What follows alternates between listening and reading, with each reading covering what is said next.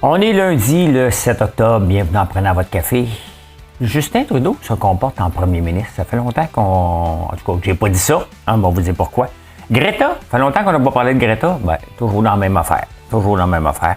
Faites-vous partie des gens qui se divorcent? Pour dormir. Qu'est-ce qui se passe avec ça? Hein? Question vraiment intéressante. Est-ce que vous échangeriez votre fonds de pension contre un meilleur salaire? Je vous jase de ça ce matin. François Legault veut des entreprises qui créent des jobs à 50$. On va parler de ça. La compagnie Toyota, j'en parle jamais. On va regarder ça, une petite affaire. McDo qui s'en vient avec quelque chose de nouveau. Est-ce que ça va augmenter les ventes? On va regarder ça. La valeur de votre maison. Elle a augmenté beaucoup. Vous êtes content, hein? On va parler de ça. Élie Lévy, au Monjaro. Est-ce que vous êtes un homme? Des fois, je parle des femmes ici, mais là, j'ai trouvé des statistiques pour les hommes. Est-ce que vous êtes un homme de 60 ans et plus? Bon, OK, oui. Bon, parfait, merci. Est-ce que vous mâchez beaucoup? Hein? Ben, on va parler de ça.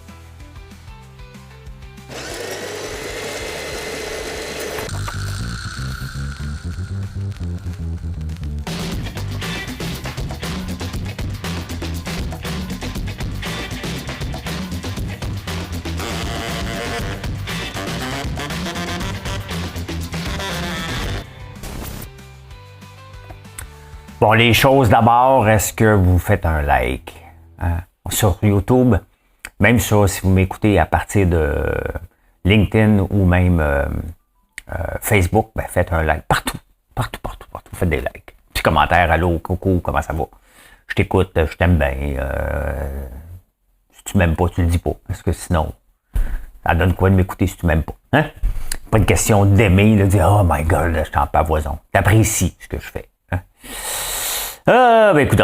J'ai une grosse semaine cette semaine. Je sais pas la vôtre, elle ressemble à quoi, mais la mienne est assez occupée. C'est mercredi. Je pensais que c'était jeudi. Je suis tout perdu dans mes dates.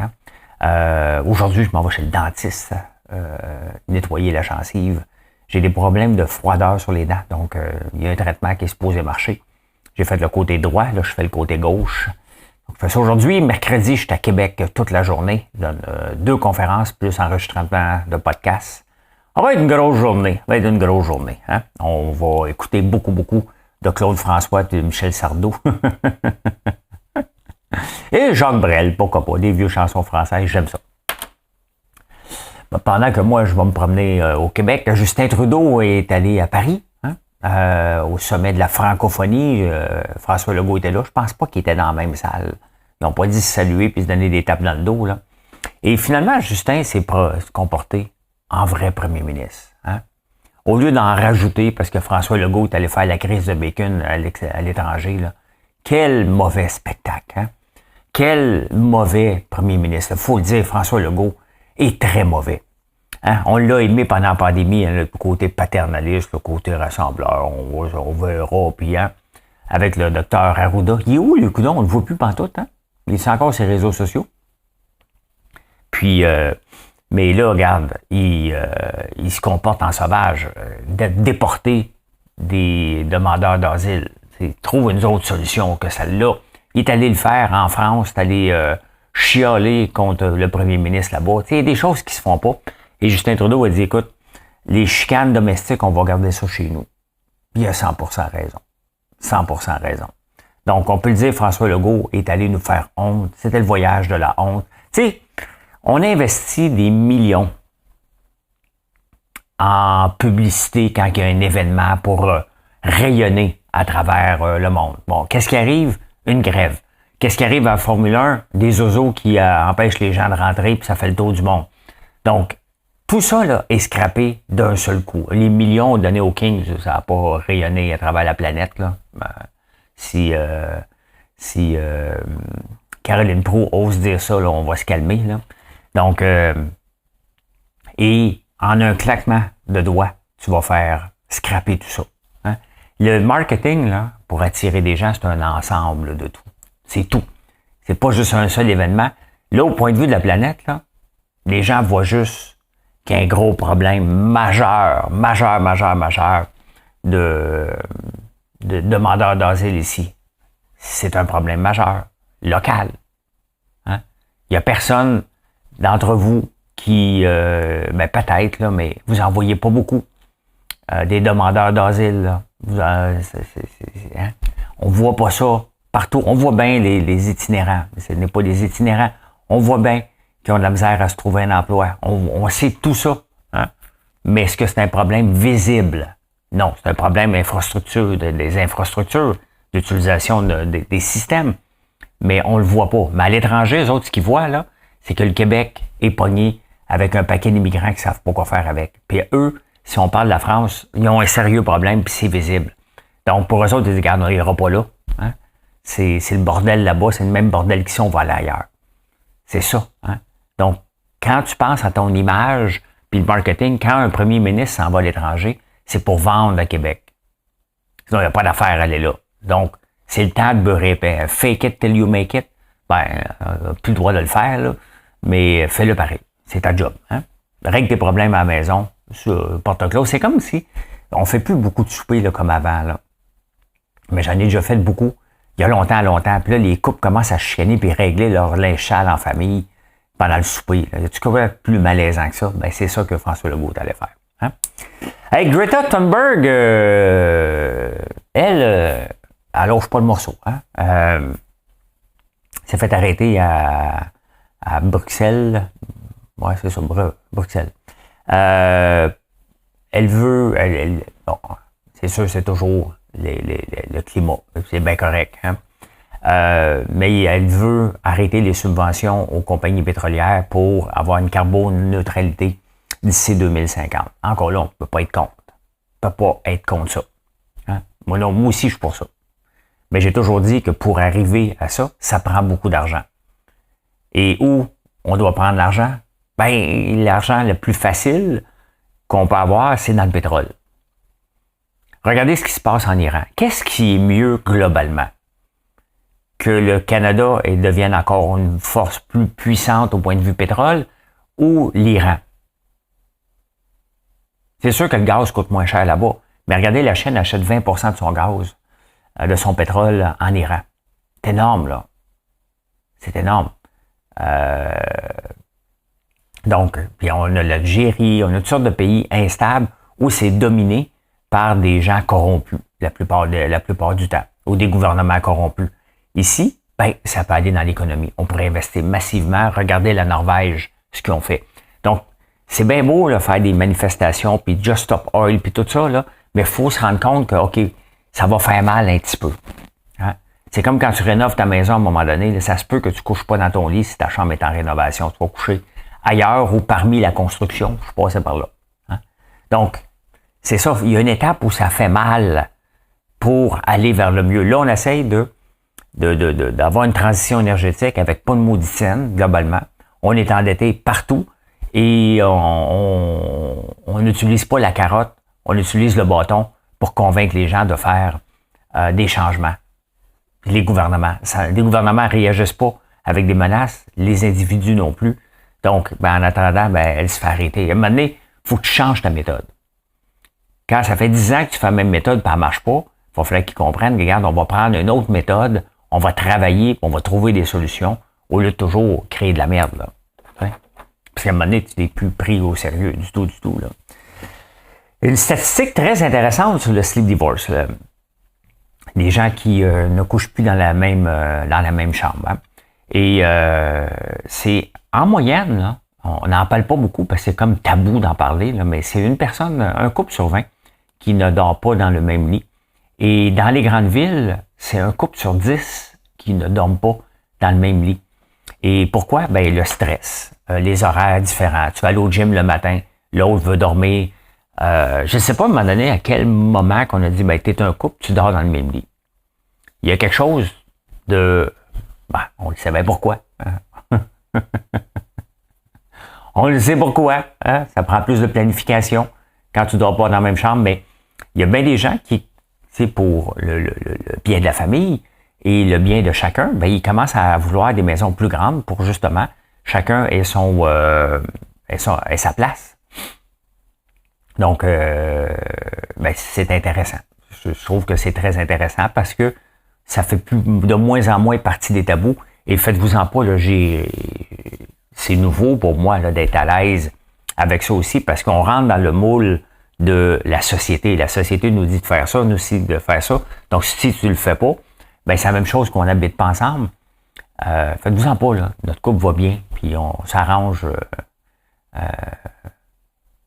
pour se dire bonjour des fois. Je sais que vous pensez à ça tout de suite. Ouais, mais quand est-ce que vous vous voyez? Ben, faites-vous-en pas. Faites pas une annonce Facebook à ce moment-là. Là. Les gens, tu sais, parce que quand tu vis comme ça, ben, il n'y a pas juste une chambre des maîtres. Hein? Il y a 2 chambres des maîtres. Et ça, c'est important. Il n'y en a pas un qui doit être diminué par rapport à l'autre. Donc, les maisons sont en train de se transformer en conséquence de ça. Hein? Qu'est-ce que vous diriez d'avoir un meilleur salaire? Ouais, mais je veux un meilleur salaire. OK, parfait. Tu vas laisser tomber ton fonds de pension. Oui, non, on va avoir les 2. Hein? C'est un peu comme les syndicats dans l'éducation. Hein? Ils ont eu beaucoup d'argent pour les profs. Avez-vous eu l'argent, les profs? Je pense pas. Hein? Puis il ne reste plus d'argent pour les buildings. Là, les syndicats arrivent là, au début de l'école. Hey, ça me prend des buildings maintenant. Oui, mais il n'y a plus une scène. Oui, non, il y en a de l'argent. Non, il n'y en a plus. Hein? Fonds de pension, là, c'est cool, mais qui peut supporter? Quelle entreprise peut supporter? On le voit, les entreprises qui sont presque centenaires, leur fonds de pension, ils croulent. Hein? Ils ont de la misère à arriver à cause de la contribution de l'employeur. Donc, qu'est-ce qui est mieux? Est-ce que vous êtes mieux de gérer votre propre? Ben, il y a bien des employés qui disent, là, regarde, donne-moi plus d'argent, puis je vais gérer mon fonds de pension moi-même. On a le REER maintenant, il y a le CELI, il y a toutes sortes de choses qu'on peut faire. Ben, c'est sûr qu'il faut le faire de façon forcée, tandis que là, c'est l'employeur qui le fait, mais il le fait. Et c'est pour ça que des fois, il faut faire attention. Là. Des fois, vous voulez une augmentation de salaire, la fonction publique, mais vous avez un fonds de pension à côté dans le tapis. Là. À 55 ans, la plupart peuvent lever les feutres, puis on paye pendant 40 ans. Là. Quand même. Hein? Donc, réfléchissez à ça. Ça n'arrivera pas. Là.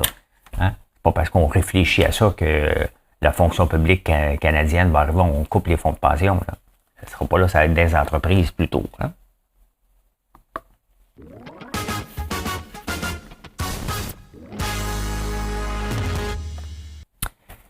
Il y a Francis Cabrel aussi, que ça fait longtemps que je vais écouter, parce que pendant le petit intermède, j'avais la chanson de Francis Cabrel dans la tête.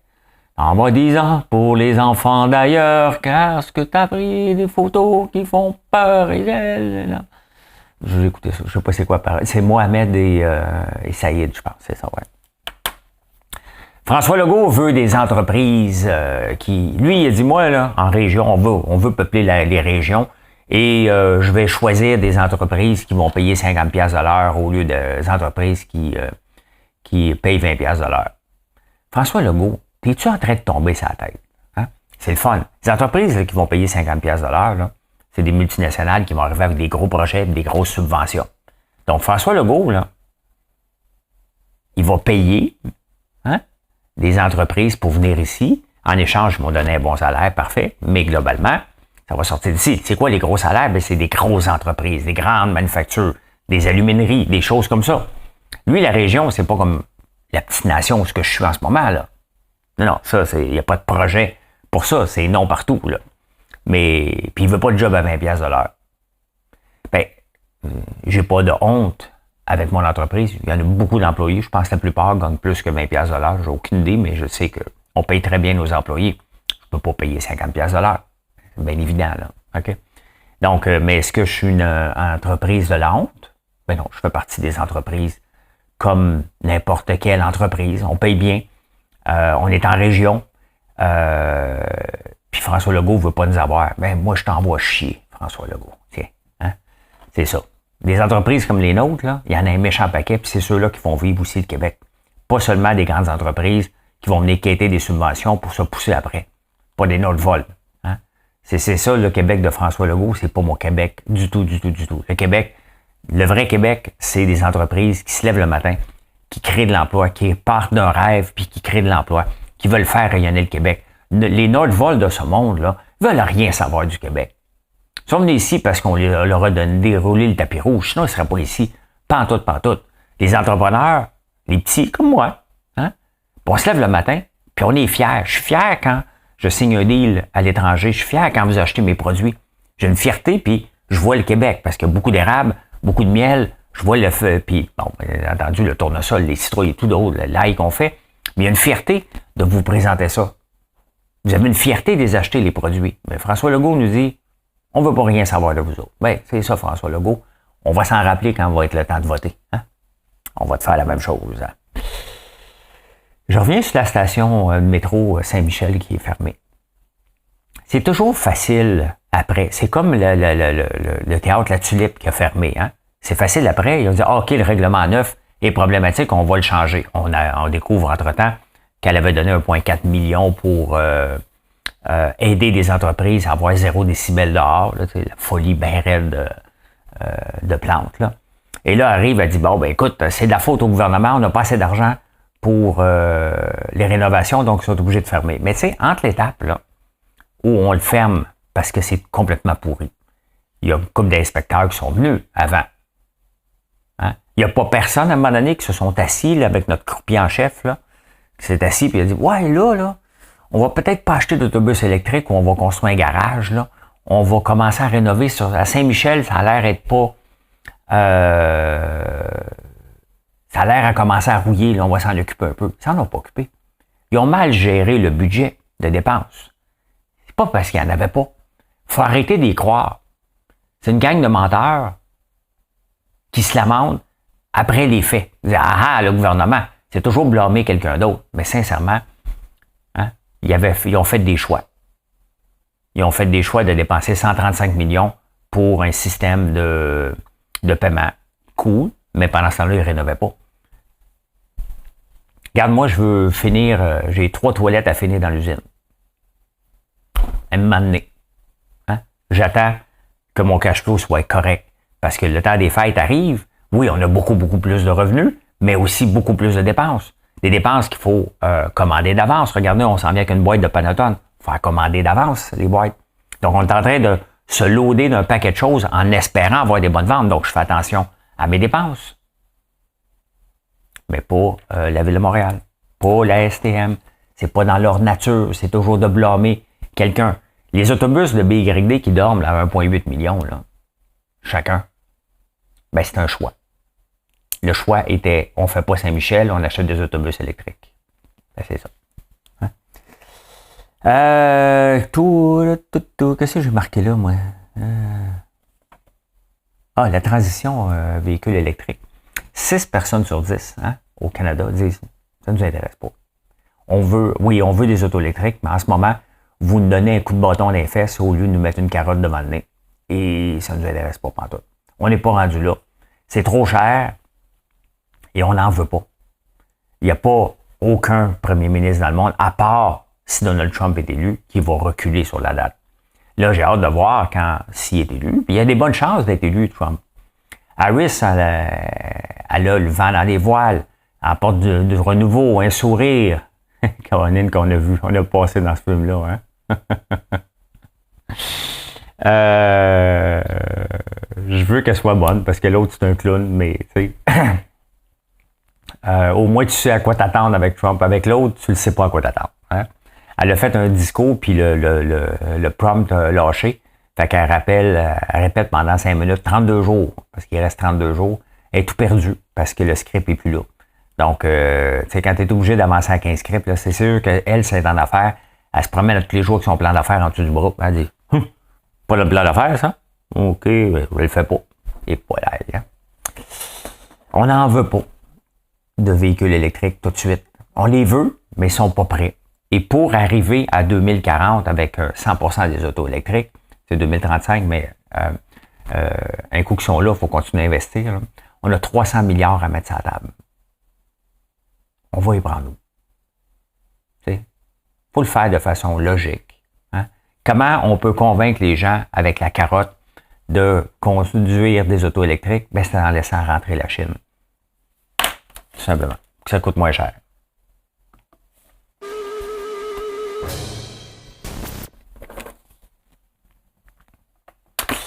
Je vous amène rapidement un petit aperçu. On s'en va voir le 7 octobre 1986. 1986, c'est ma 2e année de cégep. Les prouesses du matin. Hein? 5h15 à 8h45 avec Jacques Proulx. Il y avait des drôles d'heures en 1986, du lundi au vendredi. Jacques Proulx, c'est le père de Caroline Proulx, le frère de Gilles. Le réveil du matin de la métropole nous accompagne les matins avec la complicité de Yves Le Tourneau au sport. Michel Vien à l'information, Tex Lecor aux insolences. Jean Brulotte, Yves Genet à la circulation et Lise Lapointe à la météo. Quand j'ai vu le nom de Lise Lapointe à la météo, Lise, elle travaille encore, je ne sais pas si elle travaille encore avec Paul Arcand, mais il me semble que c'est elle. Ça fait comme, c'est une recherchiste maintenant. Je pense que c'est elle. C'est bien aimée des gens de la radio, donc elle est encore là. Elle était là en 86. Elle est en forme. Au retour, c'était à 14h45 à 5h15. C'était drôle aussi. Avec Louis-Paul Allard. Un peu de tout, traité avec humour et servi avec brio. Louis-Paul Allard et son équipe. Ben, son équipe, on la connaît pas. Juste à côté, il y a CKMF. La partie 1, il y a le Part 1, Part 2. Hein? Avec les Zazous du Zoo. Mario Lirette, Daniel Gilles Payet, Daniel Lemire, Anne Baudry, Michel Lafrance. 94, voilà. Hein? Ça, c'était en 1986. Part 1, Part 2.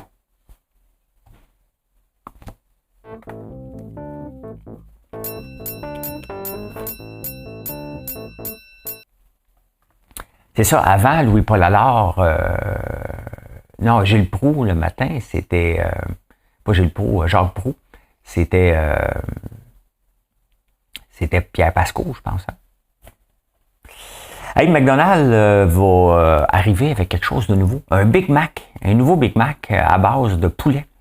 Il l'a fait dans les, je ne sais pas si ça va être quand au Canada, mais on mange de moins en moins de viande rouge, de plus en plus de poulet. En tout cas, moi, j'en mange un petit peu de poulet. Là. McDo, là, c'est un drôle de titre. Regardez ça. Hein? C'est un titre, si je regarde, ça, c'est sur... depuis quelle année? Depuis 2021. C'est un titre qui a des belles montées, des grosses descentes. Des belles montées, des grosses descentes. Des belles montées. C'est vraiment... Il s'en va tout le temps vers le haut, là. Mais c'est un titre qu'il faut que tu ailles les nerfs solides pour le maintenir. Hein? Quand même, regarde ici, en 2023, au mois de mai, il vaut 300 piastres. Il descend à 253. Il monte à 300. Descend à 247. Il est revenu à 300. Donc, c'est pas mal un titre comme ça. Est-ce que c'est un titre intéressant pour la méthode Livermore? Ben, je le suis, je pense. En tout cas, je vais le mettre dans ma liste pour le voir. Si je regarde ici, bon, les lignes sont petites un peu, mais la RSI est descendue en bas. Définitivement que à 251, il y avait un signal d'achat selon Livermore. Donc, ici aussi à 250. Donc, 2 fois à 250, il a monté. Et bien entendu, il aurait fallu le vendre à 300. J'en ai pas de McDo. Mais je trouve ça intéressant parce que c'est un titre très cyclique, mais qui s'en va toujours vers le haut. Et c'est des compagnies qui essaient de se réinventer constamment parce que l'inflation les touche pas mal. Hein? Hey, la valeur de... Attends, j'ai dit un autre titre. Ben, on va regarder d'autres titres avant de revenir ici. Avant de parler de la valeur des maisons. Regardez Eli Lilly. Pourquoi je vous parle d'Eli Lilly? J'en ai parlé hier. Parce que, bon, c'est soit Novo Nordisk que j'ai ici aussi, qui descend nouveau en ce moment. Pourquoi? Parce que le gouvernement anglais a choisi Mounjaro pour offrir à 1,2 million d'obèses. En tout cas, ils sont en train de le faire, là, de payer la shot à chaque mois pour leur faire perdre du poids, améliorer la santé cardiaque aussi, parce qu'il fait ça. Les deux le font. Mais ils ont choisi Eli Lilly, à ma connaissance. Donc, très intéressant. Eli Lilly, regardez, en 2019, en 2020, le titre valait 141, il en vaut 867. Et il n'a pas fini de monter. C'est pas une recommandation, j'en ai pas de Eli Lilly. Mais si on regarde les assurances vont commencer à couvrir. Hein? Tu sais, les assurances, souvent, ils vont nous demander pour baisser tes... as-tu un système anti-vol sur ton auto? Bien entendu, as-tu des détecteurs de feu chez toi? Donc, des choses comme ça, ça fait baisser tes assurances. Ben, c'est un peu la même chose que les assurances vont faire maintenant. On va dire, écoute, regarde, on va te payer, les assurances vie, bien entendu, là.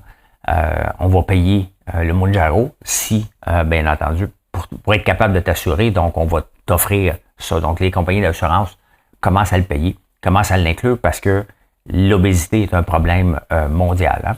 Donc, c'est Eli Lilly qui semble avoir en ce moment un peu, mais les deux vont gagner, puis il va y en avoir d'autres qui vont se présenter. C'est un titre, Sky is the limit. Pourquoi The Sky is the limit? Ben, vous allez comprendre tout de suite. Pourquoi The Sky is the limit?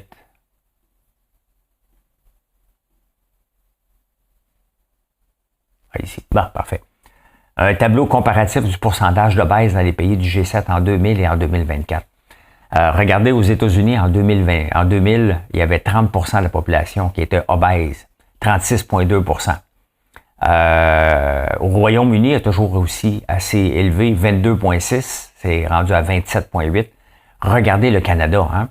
On est passé de 20,2% en 24 ans à 29,4% d'obésité. Japon, seulement 4% de la population. Italie, 11%. Pourtant, ils en mangent des pâtes, eux autres. Hein? La France aussi. Donc, le Canada, on est pas terrible, là. Mais vraiment pas terrible là-dedans. Et c'est pour ça que les compagnies, on l'a échappé. Tu sais, je vous le dis souvent, là, de façon globale, là, avec les lobbies des céréales et des bonbons et toutes sortes, là, on l'a échappé à la société. Manger des produits ultra transformés, ben ça devrait être un luxe, une petite gâterie qu'on se paye et non pas le standard. C'est devenu le standard au fil des années et c'est ce que ça donne. Donc la société est malade, ça remplit les hôpitaux et c'est l'option que le Royaume-Uni prend de réduire les gens qui sont dans les hôpitaux en leur donnant, en leur payant Mounjaro. On est rendu là. On est rendu là. Mais à un moment donné, il faut que tu élimines les lobbies aussi, là, ou tu arrêtes de les écouter. Hein? Einstein disait que les intérêts composés étaient la 8e merveille du monde. Dans la vie, tu as deux choix. Hein? Soit que tu comprends les intérêts composés et t'en bénéficies, soit que tu comprends pas et que tu payes. Parce qu'à un moment donné, s'il y en a un qui a de l'argent, c'est parce qu'il y en a un autre que payer. C'est aussi simple que ça. Je vous amène là-dessus parce que la valeur des maisons, elle a explosé. Hein? Depuis 2010, là, la valeur des maisons, elle a augmenté de 2,5 fois. Donc, n'importe qui avait une maison en 2010, elle vaut à peu près 2,5 fois de plus en ce moment. Très intéressant. Vraiment intéressant. Il y a eu des dépenses, là, vous l'oubliez qu'il y a eu des rénovations. Vous avez changé peut-être la toiture en 14 ans. Donc, vous avez changé la toiture, pas la toiture, mais les bardeaux, les fenêtres, au moins une fois. Les taxes, il y a un paquet de dépenses hein, qu'on oublie. Mais mettons, tu avais mis 200 000, ça vaut 650 000. Hein, faut pas oublier qu'il y a beaucoup de dépenses qui viennent là-dedans. Là, vous vous dites, hey, regarde, je te le dis, la maison, hein, ça a doublé, c'est payant en tabarnouche. Ben, on va prendre le même affaire. Hein. Mettons, tu avais mis 100 000 dans une maison, tu n'as pas payé cash, plus les intérêts. Hein. Maintenant, qu'est-ce qui serait arrivé? Donc, ça te rapporte un 2,5 fois. Là, donc, c'est intéressant. Maintenant, tu prends un 1000 piastres. 1000 piastres, tu avais mis dans une maison, là, juste pour les besoins de la cause. Là. En 2010, tu le mets dans le S&P 500, tu y touches plus. Hey, ben, that's it. Hein? Ton 1000 piastres en 2010, il vaut 6206 $ aujourd'hui. Un rendement moyen de 14 %. Tu sais, la maison, c'est très intéressant, là. Très intéressant, une maison. J'en ai, là. Donc, c'est bien correct, là. Mais il ne faut pas juste voir ça comme le seul placement. Là, vous allez me dire, ouais, mais la bourse, c'est risqué, ça va tomber. La bourse est tombée plusieurs fois depuis 2010. Puis elle va retomber aussi. Mais globalement, tu as eu 13 %. Donc, au lieu de mettre ton argent juste d'un coup, tu le mets à mesure. Donc, même si on a une hypothèque, hein, même si on a une maison, ben, il faut peut-être choisir une maison un petit peu plus petite en pensant, je vais m'en mettre de côté aussi dans des placements mensuels. Hein? Faut y penser. C'est intéressant, là. Mais ta mise aurait été 6 fois. Ta maison t'a donné 2,5 fois, plus toutes les dépenses qui viennent avec. Donc, on tombe probablement à 1 fois. Faut jamais l'oublier. Mais c'est à l'abri de l'impôt. Faut pas l'oublier non plus. Le S&P 500 nous a donné du 13 %. Tu aurais pu être à l'abri de l'impôt en le mettant dans ton CELI aussi. Hein? Donc, tu peux le faire. La même chose. Tu as le droit à 7 000 $ par année. Regardez, on va faire encore le calcul. Bon. Au lieu de mettre en 2010, on va prendre pour acquis que c'était 5 000 en 2010. Là. Donc, on va diviser ça par 12. Donc, on va mettre 500 $ par mois. Hein? Si tu avais mis 500 $ par mois depuis 2010 dans ton CELI, dans les S&P 500, tu aurais aujourd'hui 230 000 $. Un rendement moyen de 13,5. Tu as évité tous les risques possibles en mettant de l'argent mensuellement. C'est sur 14 ans, 500 $ par mois. Dans ton CELI, tu as 230 000 $. Donc, au total, tu aurais mis 84 000 en 14 ans. Quand même possible. Tu sais, il faut y penser. Quand on y pense, c'est de l'épargne forcée. Quand on y pense, regardez l'impact que ça donne. Ben, c'est intéressant, tabarnouche. Hein? Très intéressant. Donc, la maison, oui, c'est intéressant. Mais c'est pas 2,5 fois la vraie, parce qu'il y a un paquet de dépenses, incluant l'hypothèque, qui est une grosse augmentation. Mais quand même, hein, faut pas. C'est intéressant. C'est intéressant, mais le S&P 500. Quand je dis le S&P, vous devez choisir. Là, je vous ai présenté le ZSP, c'est lui que j'utilise, moi, de la BMO. J'aurais pu l'utiliser n'importe quel. J'ai choisi la BMO. Et ça a bien tombé, parce qu'à force d'en parler, la BMO m'a demandé si je voulais faire une vidéo. Merci beaucoup. Je vous ramène à Toyota. Hein? Je parle tout le temps de Ford, Chrysler, on parle de Tesla, Stellantis. Mais Toyota existe aussi. Le RAV4, là, c'est Toyota. Y a-tu quelqu'un qui a un Toyota? Parce que Camry, on n'en parle presque pas. Ils font leurs affaires, eux autres, là, sans qu'on en parle trop. Mais bon, il a monté vendredi, mais lui ici, si on regarde sur 5 ans, je suis sur 5 ans, c'est un titre qui fait pas grand remous. Hein? 139, je ne le suis pas lui non plus. Il n'y a pas eu grande occasion d'achat. Il y aurait eu une occasion d'achat ici à 116 au 2020. Vous voyez la méthode Livermore, là, c'est que ça prend plusieurs choses, là. Mais regardez, c'est quand même un titre assez stable parce que le RSI n'est jamais descendu en bas de 30 dans les 4 dernières années, basé sur le jour. Là. Donc, c'est quand même... Ça, c'est week. C'est pas week que je veux, c'est D. Donc, il est descendu une couple de fois, mais pas beaucoup. Donc, c'est un titre qui est quand même assez stable. Là, il est comme tous les autres titres. Hein? La transition énergétique... il mange une petite volée. Il était quand même à 250 et en bourse 180. Donc, il est en bourse. Je ne savais même pas qu'il était en bourse de New York. Donc, voilà. Insolite.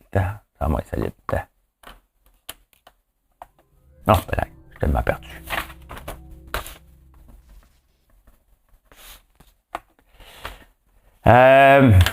Des mannequins remplacés par l'intelligence artificielle. Là, les agences de mannequins capotent. Ben, voyons donc, pour voir si ça se peut. Hein? Ou l'humanisation du linge, parce que lorsqu'on a comme un e-commerce, comme Marilyn en fait souvent, des photos de ça pour certains sites. Et, tu sais, on parle de l'humanisation, puis tous les métiers qui vont avec ça, faut pas remplacer, on va se le dire, là. Quand tu fais du mannequinat comme ça, il n'y a pas d'humain. Tu es un morceau de robot qu'on place là, on te maquille, fais la pose comme ça, clac, clac, clac, clac, clac, change de morceau. Il n'y a pas d'humanisation, là. Hein? Donc, il y a un site qui existe. Il y a des sites qui existent pour tout. Donc, on peut le faire, hein, de plus en plus. Avec l'intelligence artificielle, je peux le faire avec Midjourney. Mais il y a un site qui est spécialisé pour ça, qui s'appelle La La Land. Donc, je ne me suis pas créé de compte, là. Mais tu peux créer your unique avatar in less than 5 minutes. Puis là, tu choisis là, quel genre tu veux. Comme elle est totalement faite par l'intelligence artificielle. Si vous ne la voyez pas, ben, elle a l'air d'une femme normale, tout simplement. Donc, tu peux faire ça. C'est quoi le prix? Pricing? Quand même, hein? 900 € par mois. Pas donné. Mais une séance photo coûte quand même assez cher aussi, là. Donc, voilà. Tu sais, dans les égouts, on trouve de tout, hein? En Angleterre, ils ont été obligés de faire un rappel parce qu'ils ont trouvé une crowbar, une barre à clous dans les égouts. Ils ont dit au monde, écoutez bien, là, il y a juste les 3 P qui vont là-dedans, hein? Pee, poo, paper. Ils ont trouvé aussi des lumières de Noël. À quel moment que tu flushes des affaires comme ça, comment tu fais pour rentrer une crowbar? Tu enlèves le bol de toilette, je ne sais pas comment ça a passé. Mais à quel moment tu dis que tes lumières de Noël, c'est une bonne idée de les mettre dans les toilettes? Il faut le faire quand même. Hein? Toutes sortes d'autres objets qu'ils trouvent, mais il y a juste 3 affaires. Les 3 P. Hein? Donc, en bouffe aussi, on dit de ne pas manger du pain, pâte, patate. Ben, dans les toilettes, c'est les 3 P aussi. Hein? Pee, poo, paper. Voilà. Et finalement, êtes-vous un homme de 60 ans?